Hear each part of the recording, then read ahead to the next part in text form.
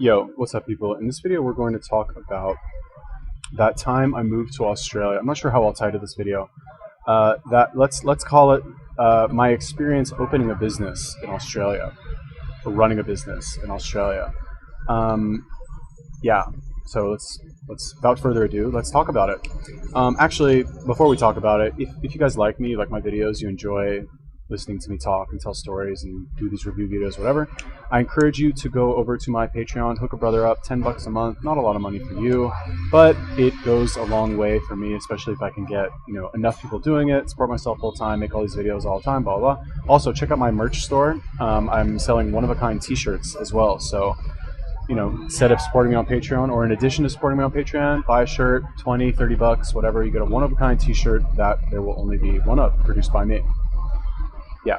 Okay. So anyway, well, I might make one for myself also to wear. But other than that, like, you and I will be the only ones that have them. Okay. That time I opened a business in Australia.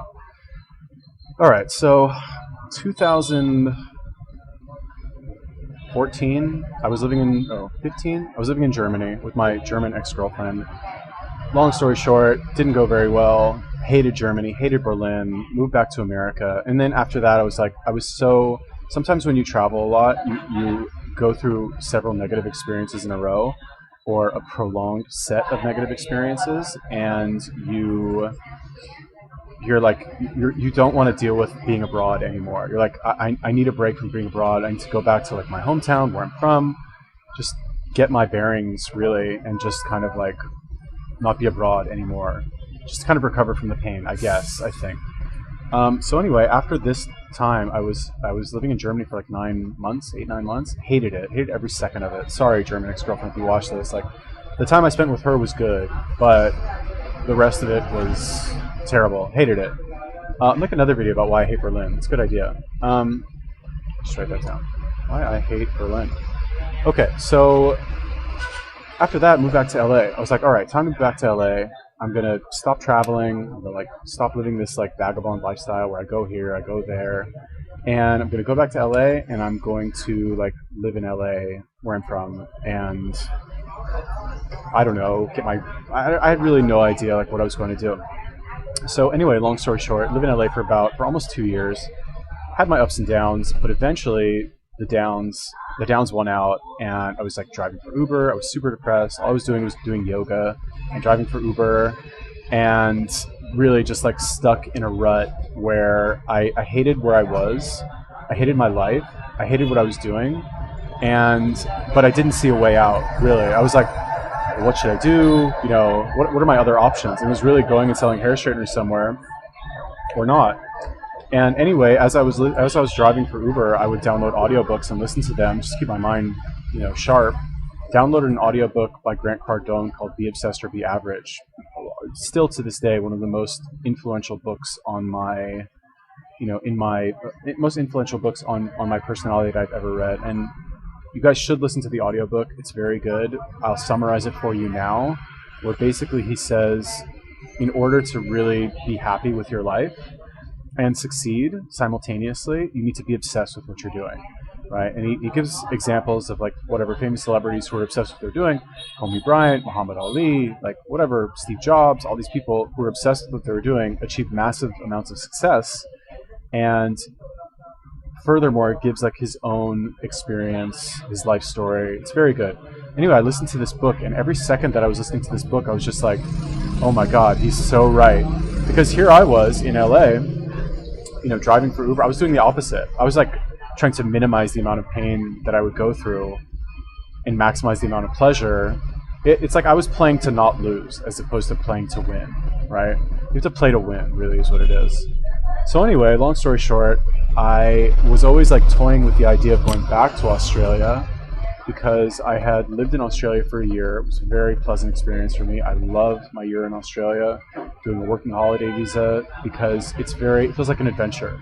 You go to a town, it's like old school adventure. Like, you go to a town, you get some random job, you make decent money, you save that money, you go to another random town, you meet other travelers, you meet other adventurers, and everyone's just kind of in it together and having fun and meeting people from other places, go to the beach. It's just like, it's the ultimate country, really. Like, I wish I kind of wish I could do it again. Unfortunately, I already used my 1-year visa, and Americans cannot extend their 1-year visa like British people can. Whatever, it's complicated. So I had that kind of going into my mind when I was driving for Uber. I was like, fuck, I wish I could go back to Australia. I loved it so much there. But, I can't because I already used my 1-year visa. So I ended up calling my old boss in Australia, and I told him, I was like, where I was selling hair straighteners, I was like, listen, is there any way that we can open a kiosk together?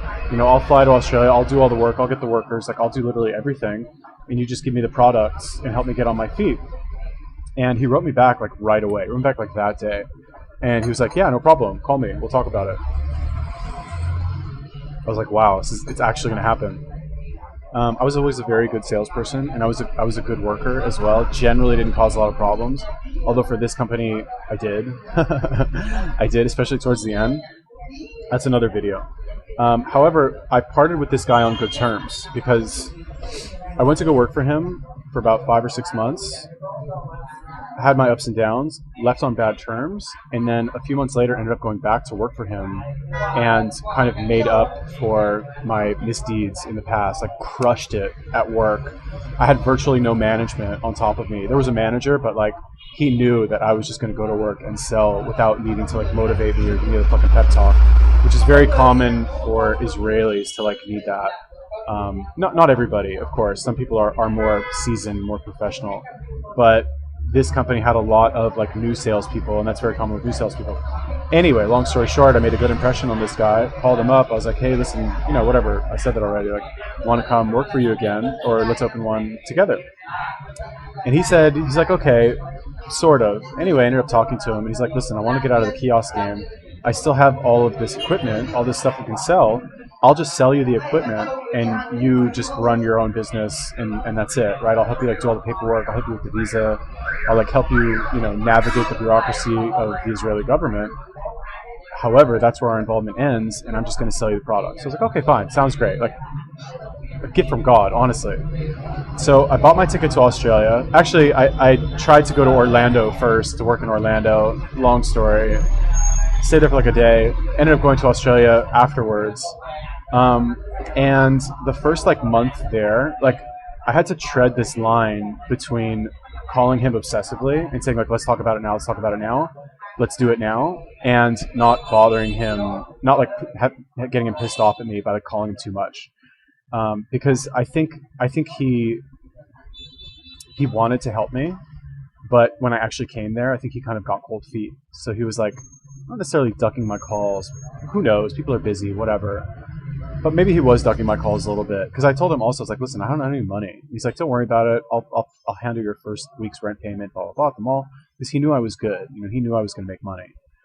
Or so he thought. Anyway, while I was the first month there, I didn't open anything. It was just trying to get situated, or really just trying to get this guy to fucking move and handle everything for me. So, during this time, I kept myself busy by going and checking out different malls. And in my travels to go check out other malls, I kind of befriended this Korean backpacker who was also in my hostel. And as I would go look at the different malls in Sydney, because I had to choose a mall to set up shop in, and malls are very different from one another. They're not all created equal at all. And not only that, the location of your kiosk inside the mall is also very important. So you need to if you pick your kiosk and you get a bad location in a bad mall, you're done. You're not making any money. And it's not like I had a lot of I didn't have a lot of chances. It was one shot, one kill kind of thing. I had one bullet in the chamber, really. So anyway, I'd go to all these different malls, and I'd take this Korean guy with me. Really, he didn't have anything to do, and I'd tell him, I was like, I'm going to go to a mall. I'm going to go check it out. I'm opening a business. I can tell everybody, I'm opening a business. That's why I'm here. So all these other backpackers, they're there to do their working holiday, work for a little bit, and go travel around. But I was like, no, I'm here to open a business, fucking nose in the air. So it really impressed this Korean kid who's like, oh, you open a business? A business? That's how that's the accent. Business? You open a business? Hyuk-jin, good guy. Anyway, he came with me to check out all these malls, right? Now, for my previous year in Australia, I learned that as far as the Australian citizenry is concerned, Lebanese Australians make the best customers. Like, not necessarily born and raised in Australia, but even Lebanese immigrants, Lebanese people in general, fucking amazing customers. Like, first of all, Lebanese women, they love makeup, they love doing their hair, they love fashion, but specifically the hair. They spend a ton of money on their hair. Hair is very important to them, whether it's getting their hair done or getting highlights or dyeing their hair or extensions or the right straightener or like whatever it is. Hair is like, they've all got thick hair, they've all got like whatever. They put a lot of effort and money into their hair. And for my previous year in Australia, I learned that they just make the best customers. They buy without much convincing. They have a lot of money. They always use cash. Like, not always. Most of the time they use cash.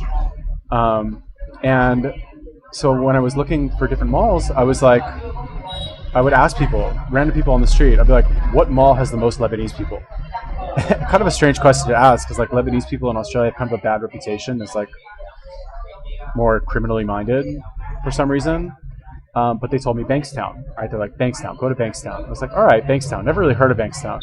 So I go to Bankstown, and as luck would have it, and I go like look around the mall, and here I am, this like, we're like the unlikely duo, like random American guy and his like Korean sidekick.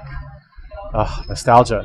Like going around to these malls asking about opening a hair straightener kiosk. Like, what the fuck? Like, how weird. Anyway, ended up talking to the manager of the Bankstown shopping center, and she showed us around. And this is after a couple of visits, right? She showed us around and gave us a decent price, right? I forget how we negotiated it, but well, okay. So the first price they gave us for the first month was $1,500 a week, right? Which was like, that's a price for a good mall. You know what I mean? For like a decent mall, you pay $1,500 a week. This mall was not a decent mall, right? I saw it that it had potential because there were lots of, it was like 100% Lebanese, like 90%, fine. But not only was like 90% Lebanese, but like 70% of that was like Lebanese Muslim. Now the thing with Lebanese Muslims is that a lot of the women cover their hair. They're religious, right?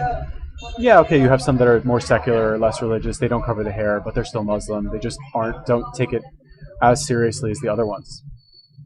But despite the fact that a lot of them cover their hair, I still saw it as good potential because I remember from my time in Australia previously, it would be very frequently where I would stop a group of 2 or 3 Lebanese girls or Arab girls, really any kind of Arab, and one of them would cover the hair, or maybe 2 of them would cover the hair, but there would be one that didn't cover the hair that I could do the demo on, and it would still allow me to engage with them in a way that I could still like respect them covering the hair. Because like I would never say like, well, just take off your headscarf so I can like show you. No, absolutely not. Like, no, definitely not.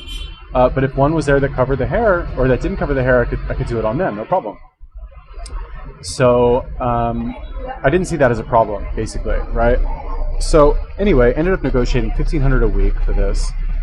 My old boss ended up fronting me the goods, a month's worth of goods. I literally like walked around his warehouse and I was like, I want this, I want this, I want this, I want this, I want this.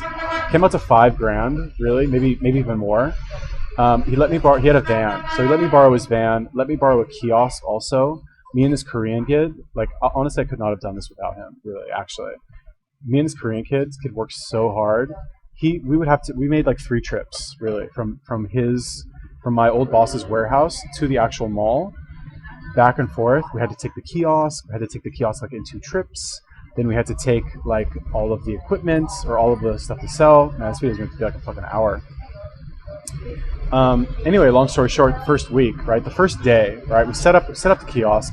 The first day, we go till like I did a couple demos. I did maybe 5 demos, and I'm like trying to teach him everything. He's absolutely garbage day one, right? Like most new people who start this job, who have never done a sales job before, they're going to be absolute garbage. Like rare that anybody starts this job and makes a sale on their first day. Like if anybody made a sale on their first day, you'd be like surprised and see that this person had like massive potential, unless it was just pure luck. But anyway, this Korean kid, not a natural salesperson by any stretch of the imagination, but that's fine because neither was I. I sucked in the beginning too. I sucked for a long time, and now I'm very good. So anyway, it was pretty much like only up to me to sell anything my first day or really week. Because like honestly, I didn't think this Korean kid would last very long. I thought, and I kind of just used him just to help me carry shit around. Really, it sounds bad, but like that's actually I didn't have a lot of faith in this kid. I still helped him. I still trained him. I still motivated him. I still told him things like, you know, it's okay. You didn't sell anything today. You didn't sell anything like yesterday. It's fine. It's how it is in the beginning. Eventually, you're gonna make that sale, and then you're gonna see that it's possible, and a whole new world's gonna open up to you. I tell him stuff like this all the time. I would never be like, well, actually, you know what? Maybe you're right. Maybe you're just not cut out for this, and you should quit. Never say anything like that ever to a new salesperson. Even though I didn't really think that he would make it, and I didn't, you know, when somebody's kind of dead weight dragging you along, you don't really want them there. Well, I needed him there for like company, and it's easier to work with somebody else than work alone. But you know, how much time are you going to put into somebody if they're not going to sell? Anyway, the first day there, didn't sell anything till like 1, 2 o'clock, which like on your first day in a new mall, if you don't sell anything till 2 o'clock, you've been there since 9, you start to wonder. You're like, shit, like, did I make the wrong decision here? You actually think that. And then eventually I stopped this lady, this girl and her mom, and it was coming up on Mother's Day. I didn't even realize it, but like that weekend was Mother's Day. And she ended up buying it for her mom. Fucking $300 sale, right? Like that. Boom. All of a sudden we're in business, you know?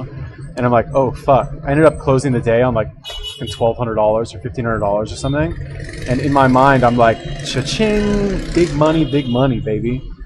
And then the rest of the week just crushed it the entire week. Because it was Mother's Day. So the first month, really, I'm fucking rolling in it, right? My confidence through the roof. This Korean kid ended up making a sale on that Saturday after not selling anything the entire week. And I remember the demo that he did. He sold to this, I think she was like Fijian or something. You have a lot of islanders in Sydney, right? Fiji, Tonga, New Zealand, also like Maori people, technically islanders as well. They all have big hair and they're all very shy, strangely. They're like these massive, giant like Samoan people. And you like talk to them in public and they're like, oh my God, no. Like they're so nervous, right? But if you sit them in a demo and they have hair that takes a long time to straighten and you show them a good product, it's likely that they'll buy if they have money.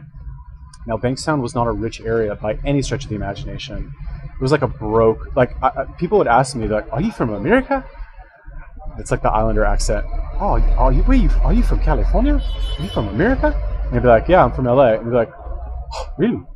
What are you doing here?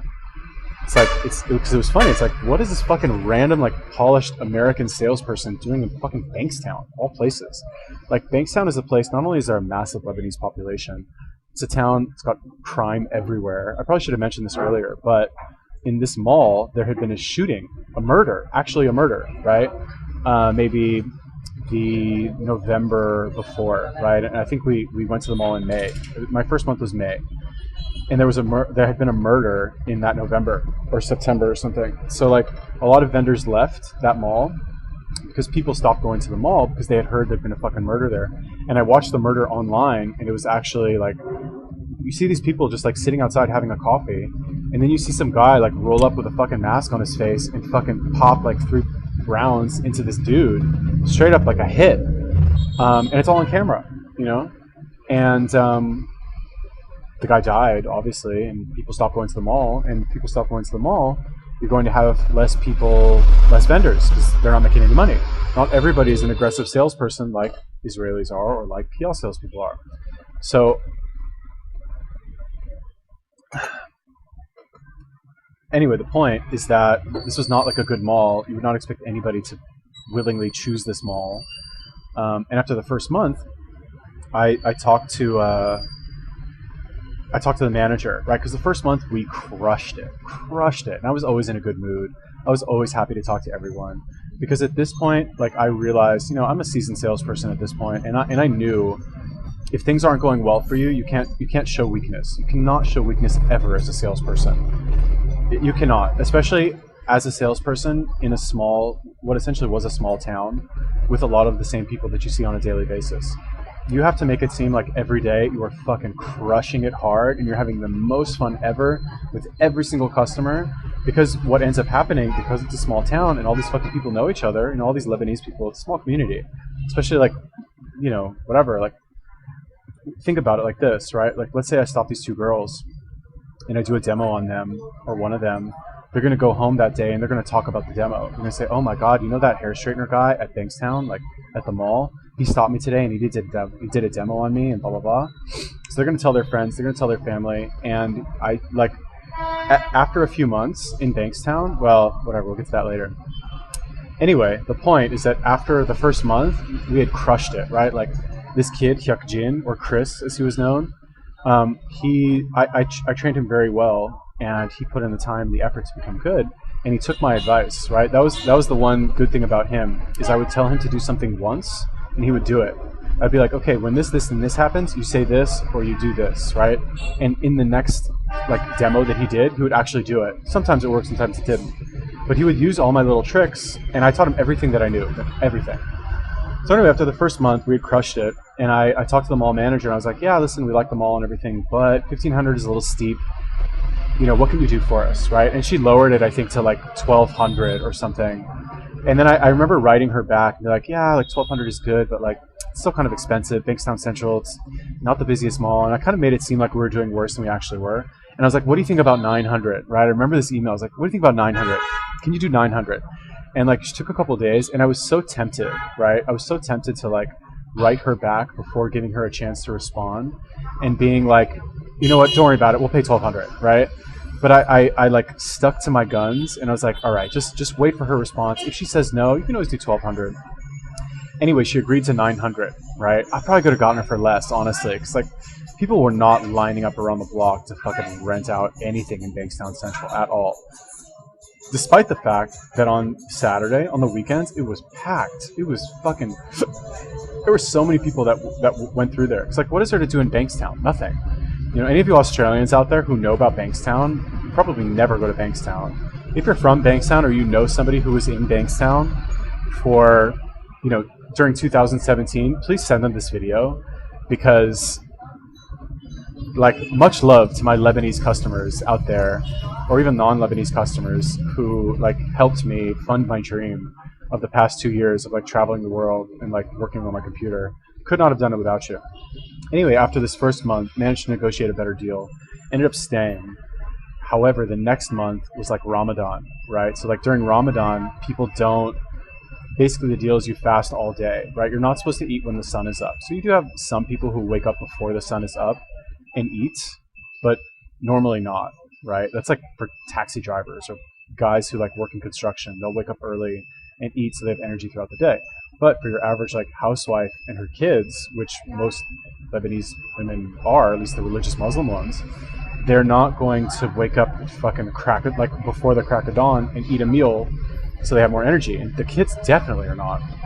So what ended up happening is that it made a lot of the average like people in the mall much crankier.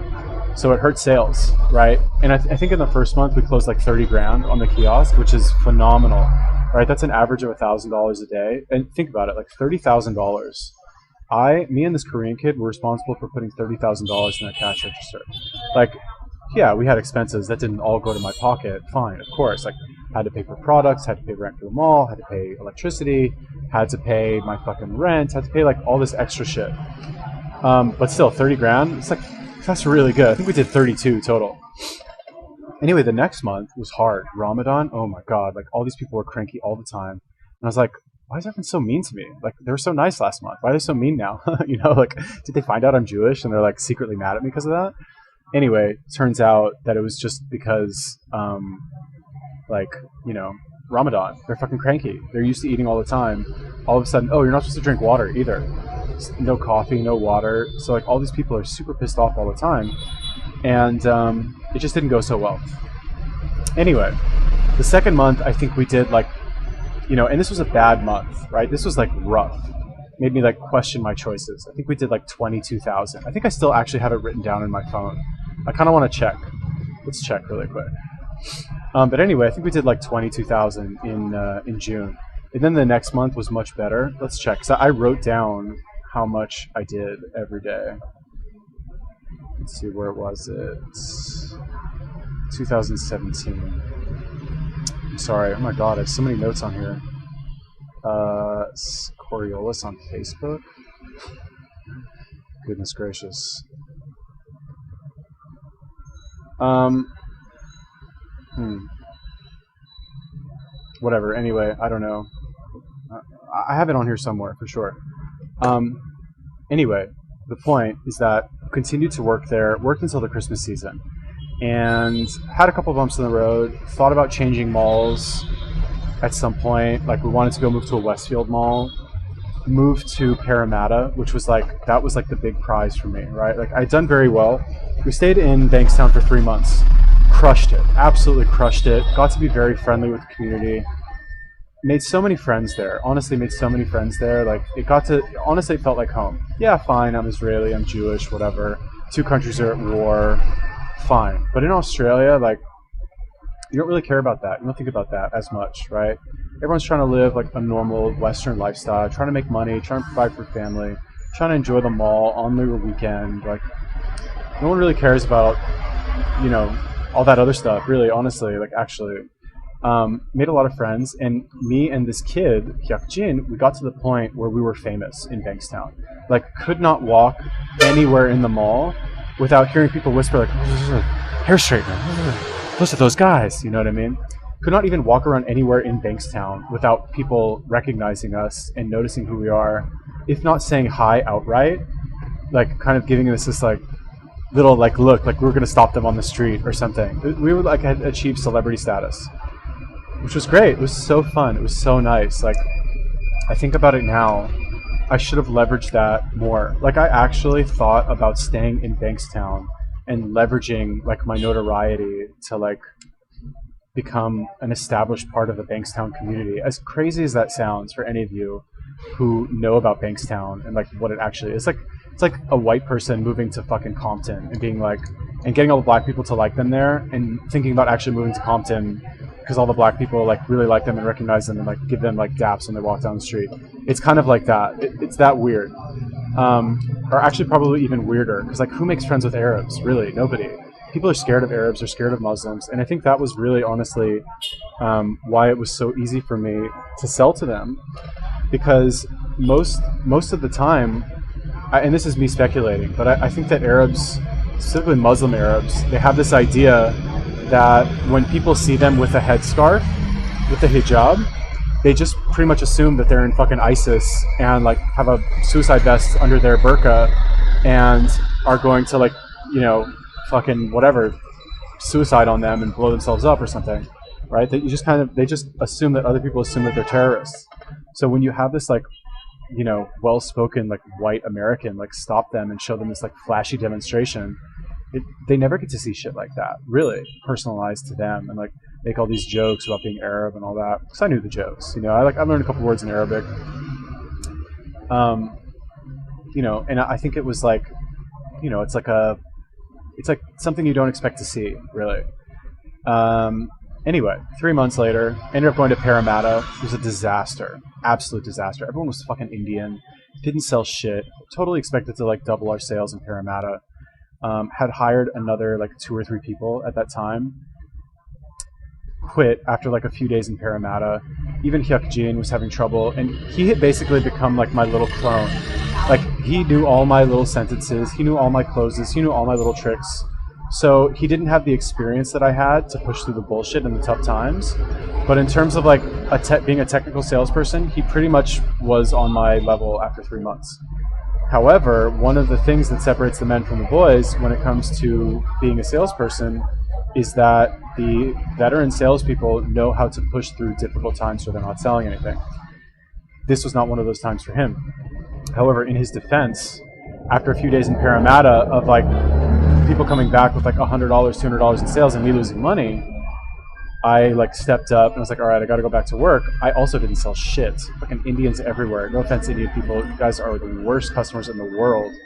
And after about a week, we were thinking to ourselves like, God, we should never have left Bankstown. We were crushing it in Bankstown, you know. But the reason we decided to leave is that it was such a small community that we would end up like trying to stop the same people over and over. But because, you know, they're all like Lebanese Muslims, they all kind of look the same. They all look the same to us. No offense, but like, you know, you're looking for new people to stop, and you see this like girl who's like Lebanese with her like mom who covers her hair, and you're like, all right, well, she looks exactly like the past like 100 girls that I did a demo on. Have I actually stopped her? I'm not really sure. So you second guess yourself, and if you don't stop them and you let her just walk by, then you just let a perfectly good customer walk by. And if you try and stop them again, they're like, and you've actually tried to stop them many times, like, you just tried to stop me 10 times. Like, you try to stop me every day. And you're like, oh, fuck. So we had to like think of all these clever, creative ways to stop people without making it seem like we're overtly stopping them. Get into that in another video, another episode. But anyway, after a week in Parramatta, we ended up moving to Hurstville, right? Hurstville is another like affluent area. Parramatta's not super affluent, but the Westfield Mall in Parramatta it's like 7 floors, gigantic Westfield. Hurstville's a little bit smaller, a little bit more like, small town. And the week that we moved there, I think school was out, right? Like it was like summer vacation or something. Or like Easter break or whatever. It was some vacation holiday where kids were out of school. The malls were packed. We crushed it in Hurstville the first week. And then when the kids went back to school, the mall was dead. And the adjacent stores next to ours complained about us. There were like, I forget what the store was next to us, but had these like smoking hot girls working in it. But they were such bitches. Like they were not friendly at all. Did not smile. Always gave us like dirty looks, always like complained about us behind our back to the mall management, to the point where like the mall manager would like come over like in a huff, like, you guys are being too aggressive, okay? You have to tone it down, otherwise we're gonna kick you out of the mall. Which is like, it's typical of Westfield. I would later find out from my ex-boss / supplier. He would always tell me, he's like, don't go to Westfield. Like the Bankstown Mall was not Westfield, it was Central, was the like parent corporation. And they were much more lax. Like in general, smaller malls that have trouble filling vacancies with kiosks, or any mall really, or any vacancy, they're going to be more lenient on what you can actually do because they want your money. They need your money. Westfield, not so much, because Westfield is like the top of the food chain when it comes to shopping malls, at least in Australia. So they were fucking on us, like riding us. We ended up canceling the contract after a month. That was the original contract, was for a month. And ended up going back to Bankstown. Last 2 weeks in Hurstville were fucking agonizing. Still managed to make a little bit of money. Didn't lose any money, which is an important point to note here. In my kiosk sales journey, never closed less than $20,000 a month. Even in Hurstville, on months where like you feel just like a worthless human being because you're not selling anything, or so it feels. Never did less than, I don't know, 20,000 a month. I kind of want to find out how much I sold. But the average that we were selling between he and I was 25,000 a month. That's between 2 salespeople. That's average. Okay, sometimes it was more. Sometimes it was 20,000 or 30,000. Sometimes it was 20,000 or closer to those. But it was never less. I don't think I had 1 month where I sold less than 20,000, or the 2 of us sold less than 20,000. So always had a profitable, business experience there for sure. It's just that if you can deal with the mental and emotional stress of going every single day, trying to sell, you'll make money. But then when you're an owner, you have the additional stress of like propping up these salespeople to also go and do the same thing every single day. But one thing that I noticed when I had this business, I was like, all right, I had it in my mind. I was like, as long as I put one foot in front of the other every single day, then I'll make money and things will be okay. As long as I try to stop people, as long as I work all day. That's what I would. It's like one of the things that I would do that I learned from another company is in the morning when you get to work, you take a piece of paper and you write something on a piece of paper that will motivate you during the day in case you're having a bad day. So I would write frequently. I would write like, as long as you work all day, you'll make money, right? As long as you try and stop people all day, regardless of how many times you hear no, regardless of how many fucking mean customers you get, as long as you actually work all day from morning till evening, and you try and stop people, and you're doing demos, and you're trying to close the sale, you will make money, guaranteed. So that's what I would do, as painful as it was. Because the thing in Hurstville is like, all right, in Bankstown, people were easier to stop. Like I would do 20, 25 demos a day, sometimes more, on a busy day like Thursday or Saturday. And, I would, sell 1 out of 5, let's say. In Hurstville, I would do like 10 demos, right? Which is not a lot when you're there for 8 hours. Like 1 demo per hour, slightly more. And they're not evenly spaced. Like you might have 2 or 3 hours where nobody stops for you. People are just bitches. But those last 3 demos of the day, you might make a sale for each demo, and they might be big sales. might be fucking 300, 250, 300, right? Plus whatever sales you make in the morning, you still might close on over $1,000 for the day. It's just kind of weighted differently throughout the day. So it's a total mindfuck, basically. Anyway, ended up moving back to Bankstown. I want to say in May, June, July, September. I think in October. I did the last 3 months in Bankstown, and same thing, like 20, 25, 30,000 a month. As we continued to work in Bankstown, it got progressively harder because there's only so many people that live in that town. And it felt like more and more we were seeing the same people over and over. And like, you're going to sell, like, you know, are you going to sell to these people over and over again? Probably not. So it just got to be like, we felt like there were less and less people to stop. Now, I knew in my mind, I had already geared up since like a long time ago that I was going to get out of the kiosk game in January, right? Like December was going to be my last month. I was out, I was going to cash out. And so I had been priming this kid, Hyuk-jin, to take over for me. And, you know, kind of a dick move, but I kind of pressured him into buying the business from me, buying the kiosk really, paid me $3,000 for it. And like taking over all my equipment, and like I had a company Instagram page. I gave him the Instagram page, had a YouTube channel, gave him the YouTube channel, connected him with my old boss / supplier, and I told him, I was like, yeah, I'll help you. You know, if you need me to come work for you, I'll come work for you, like 1 day a week or something like that. Because he wanted, you know, he would take Sunday off. Oh, my eye. He would take Sunday off to go to church, right? This kid was such a hard worker. Fuck, I think I just got sugar in my eye. Not fun. Oh my god. Anyway, he would take Sunday off because he would go to church, right? He would work 6 days a week, Monday through Saturday. Never took a day off during the week. Like, rare. He would, like, I don't think he ever took a day off during the week. Maybe like once he was like sick or something, but not even. And on Sunday, he would go to church from like 10 o'clock to like midnight. He would come back and go to class in church. Like, Korean people are insane when it comes to work ethic. And I told him, I was like, yeah, I'll work for you on Sunday. You know, I'll help you. I'll watch the kiosk, whatever. Totally not planning on doing that at all. Like, in my mind, I was like, okay, like after, I think I went once to like help him. Because in my mind, I knew I was like, I'm going to Thailand. I'm taking all my money and I'm gonna go learn how to work online. And during Christmas, right? Christmas was okay. Made a little bit more money. It was a little bit easier to sell, but it wasn't as good as you would think, right? Because like, okay, what's the problem? Like, Bankstown is great all year round, but if it's a fucking Muslim neighborhood, you know what I mean? And okay, I love Muslim people. I love Arab food. Like, I'm not saying like, oh, I hate Muslims. It's not like that. But Muslims don't celebrate Christmas. They don't fucking buy Christmas presents. You know what I mean? Christian people buy Christmas presents. Of course, Bankstown is not 100% Muslim, so we would get people doing Christmas shopping there. But it's not like, you know, there's still like a lot of Muslim people there. Not like we wouldn't stop them and sell to them too. They're also great customers. But it just wasn't as good as a mall that like was not in the middle of a Muslim neighborhood. You know what I mean? Anyway, still crushed it. But I started to notice on Hyuk-jin that he started to like fade on me during this time, which will happen to people after around 6 months of doing this job. Like, you will get a little burnt out. It will get harder and harder for you to go to work and approach it with the same level of enthusiasm as you did in your first week, 2 weeks, month, 2 months, 3 months.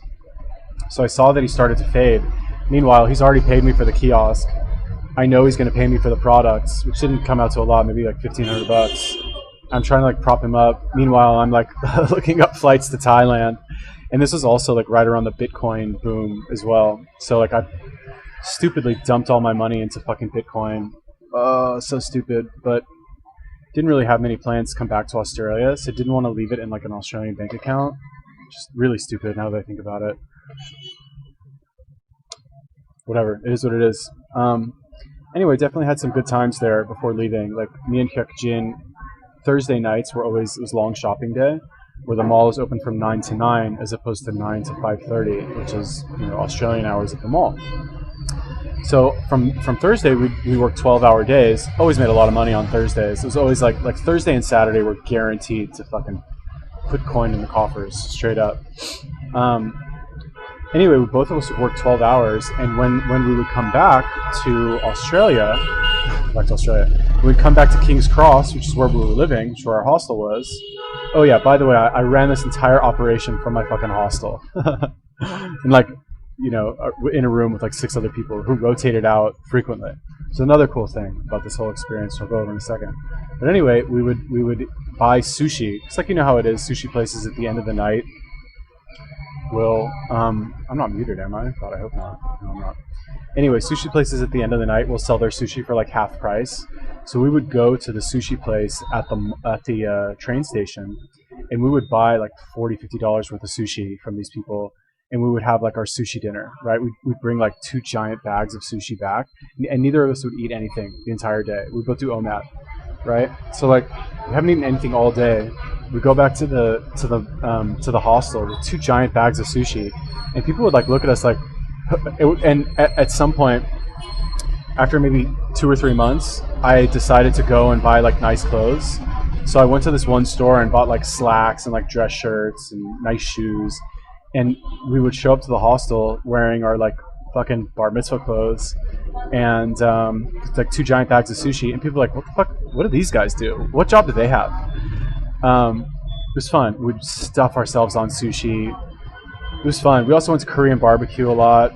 Anyway, I feel bad. I kind of did this kid Hyuk-jin dirty, but you know, it's part of the experience of working in kiosk sales is doing the job, grinding it out until you're an emotional wreck and you're frayed at the edges and you can't do it anymore, and just being completely broken by the job. And I don't know where he is now, Hyuk-jin. I know you're not out. I mean, I know you're out there. I don't know if you'll ever watch this video, but you know, I know he's a stronger person as a result. I know he's going to take whatever learnings that he learned on that 6 months or 8 months or whatever it was that we worked together, and I know that is a very unique experience that many sweet Korean boys, you know, sweet innocent Korean boys will not have, and he'll be able to use what he learned in the real world. Straight up, I know that.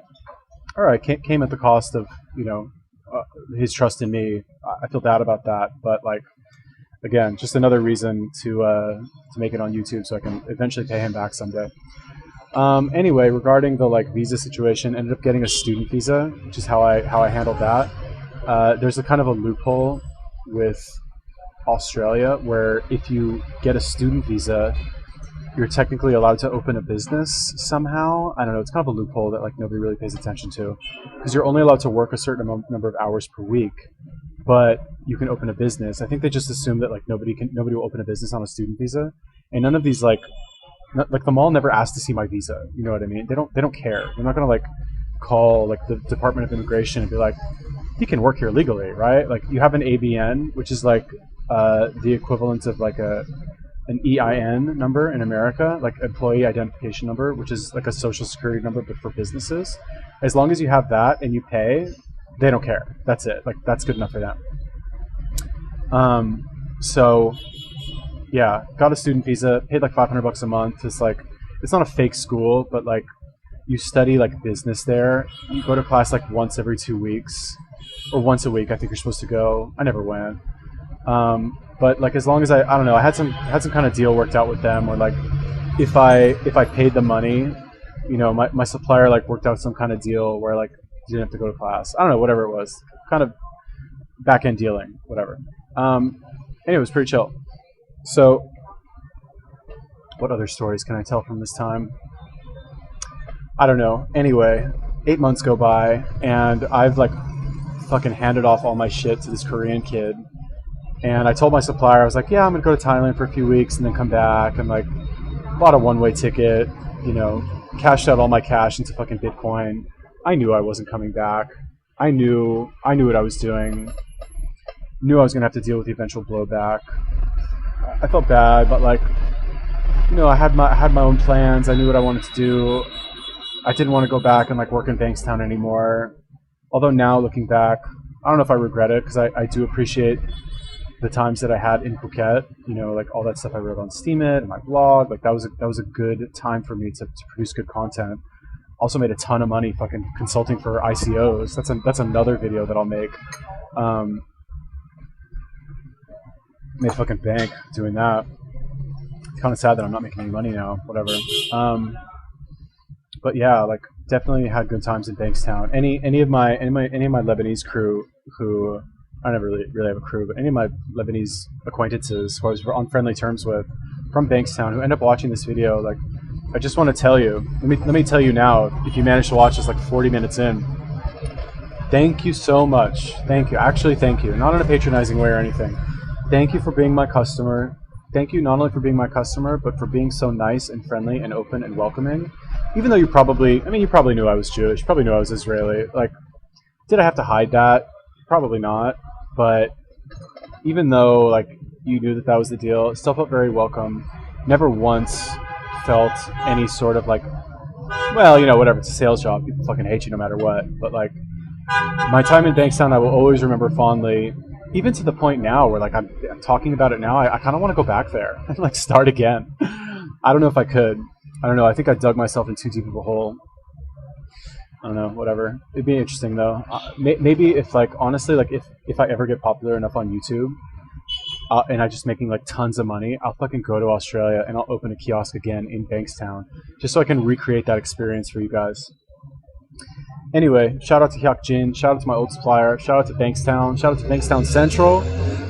Much love from your wannabe YouTube celebrity over here. So tell me, what do you guys think about that story? Was that interesting at all?